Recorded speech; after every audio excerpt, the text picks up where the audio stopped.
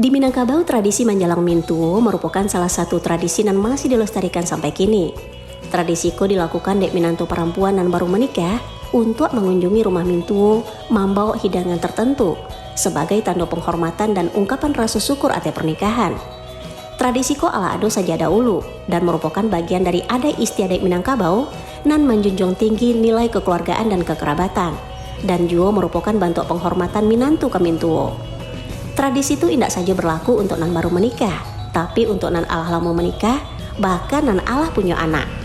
Biasanya Manjalang Mintuo ko dilakukan pada waktu tertentu, yaitu nan pertama setelah pernikahan, misalnya hari kedua atau ketiga pernikahan. Nan mano minantu perempuan membawa hidangan tertentu berupa lamang, katupe, kue, atau buah-buahan. Nan kedua di bulan Ramadan, istilahnya minantu perempuan maanta pabukuan ke rumah Mintuo. Nan ketiga di hari raya, minantu perempuan membawa hidangan khas hari raya ke rumah Mintuo. Tradisi Manjalang Mintuo ko punya makna dan tujuan mulia, satu bentuk penghormatan minantu ke Mintuo, menunjukkan rasa hormat ke orang tua suami. Apakah di zaman kini ko tradisi Manjalang Mintuo ko masih berlaku?